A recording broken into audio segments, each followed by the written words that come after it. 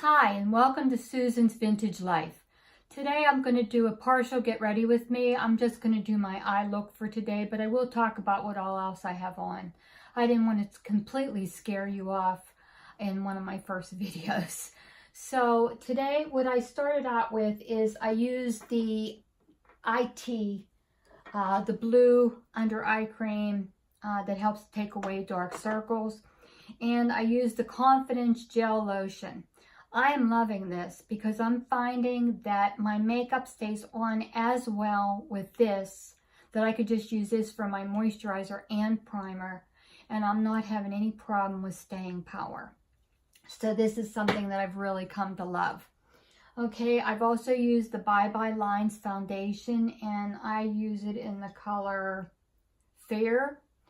I've also used I think it's the Fair in the Bye Bye concealer, which I've used more places than just under my eyes, to be perfectly honest.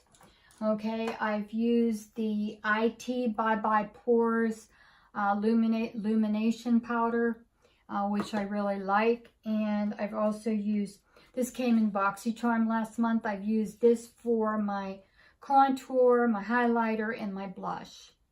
So that's what I've used. And this is from Cover FX, and it is in the light medium selection. Okay, I've also done my brows already, which I do partially with NYX Micro in chocolate, and the Universal Brow is what I use too. Just to get the kind of color variation I want to see for a little bit more natural look. I've also done the tight lining on the top of my eyelid with the No Tugs black eyeliner. I did do that first. I have a problem with it though. It still comes onto my lower lid, and I had to clean that up before I started this.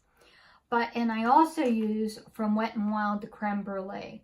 I use that all over my eye before I start any other makeup to try to whiten what's dark and to get a more true color from my eyeshadow.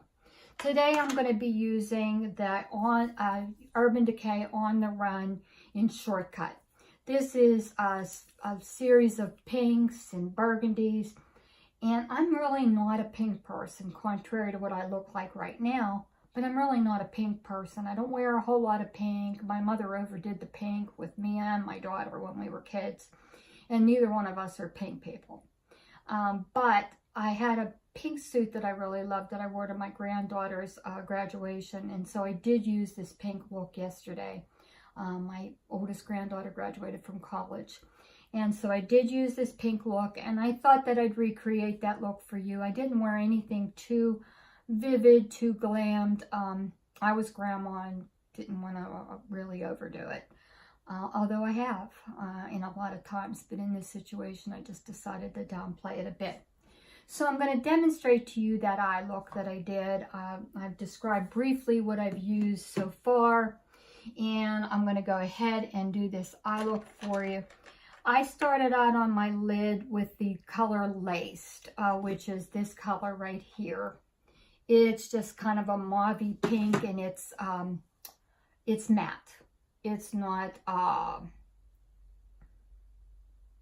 and I actually took that a little bit up into my transition too when I used it yesterday.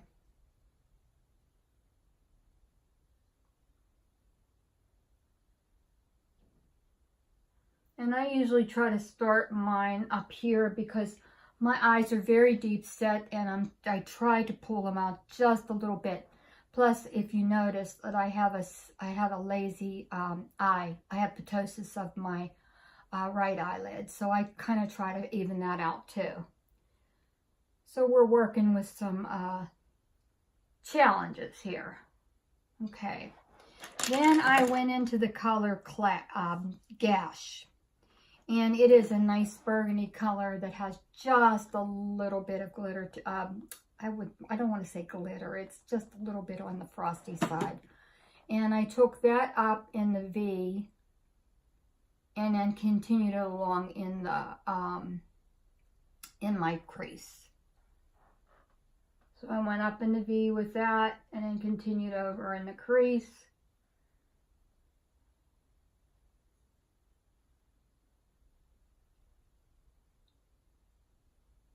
And then I put a little bit in the outer area, a little bit to darken it.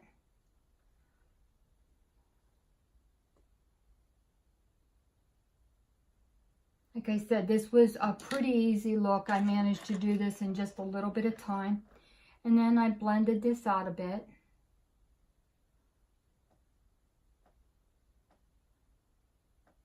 I hope you're able to see what I'm doing. I'll get this worked out yet. Okay, and I don't know if you can see that. And then I took the darker color, then I took, I'm sorry, the lightest color, okay, and with a little bit of a frost, and I put that in the corner of my eye and carried it down a little bit in the inner corner.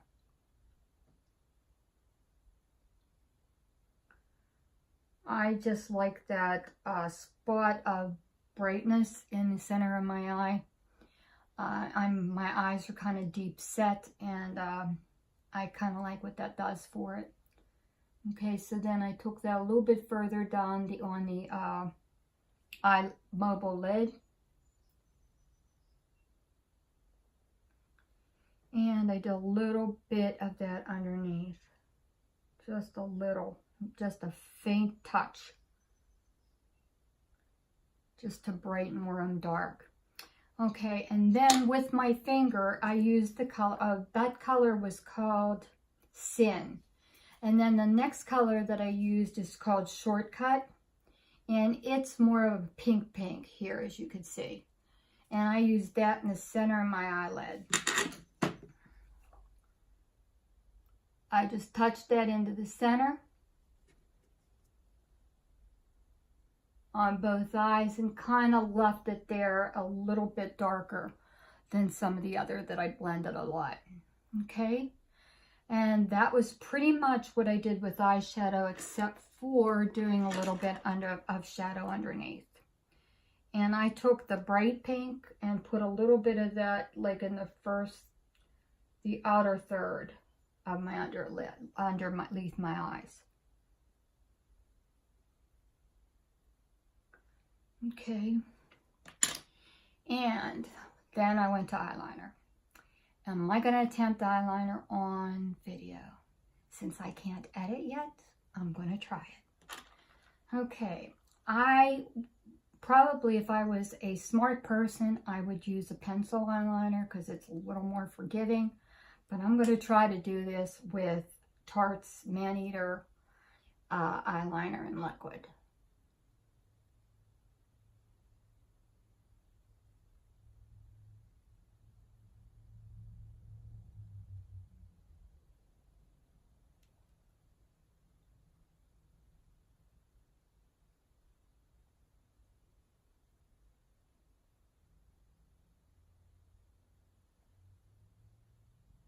And I kind of want that to kind of go up there a little bit to kind of pull up my eyes.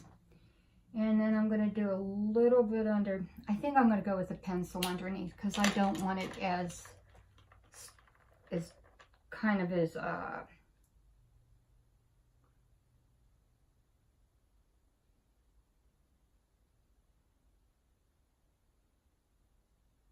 and I'm only going to do the outer third.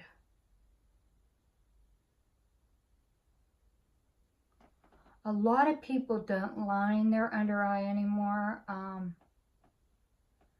I can't help it. It's just something I have always done and I like. I don't feel complete without it. I kind of feel naked if I don't have it. Something under there. I kind of made a mess of this one. And I also have a little bit from up on top in here. Okay. That's what I have so far. In the interest of time, I'm going to use a curling mascara rather than use an eyelash curler. Hopefully I won't wear this everywhere I'm not supposed to.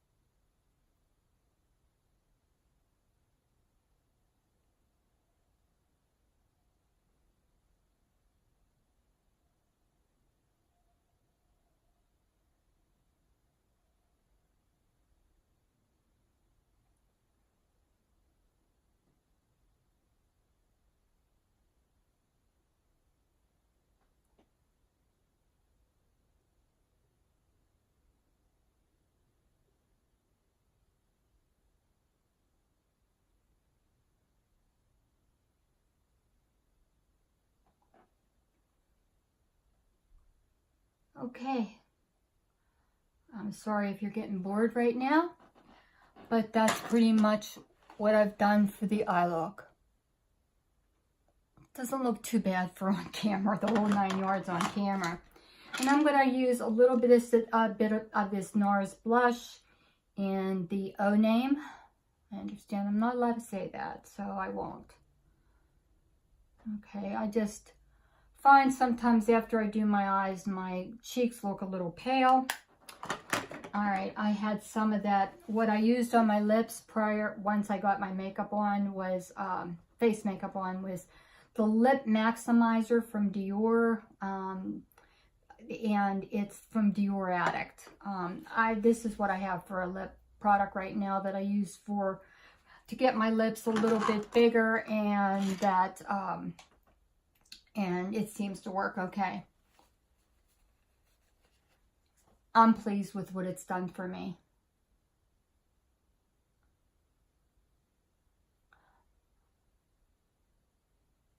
I am overlining my lips a little bit, and the pencil I'm using is Milani, and it's nude.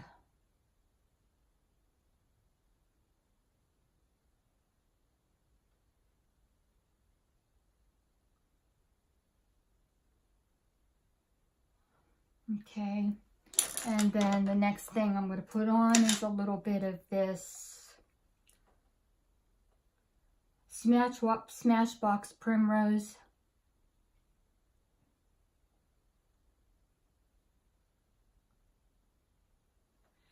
And I love this color. This is called, this is from the Born to Run Series 2. It's the lipstick, and it's called Ready? Yes, Ready with a question mark. But it's a little bit glittery. So I just use a touch of that on around my Cupid's bow and a little bit on the bottom. And that was my look for my granddaughter's graduation.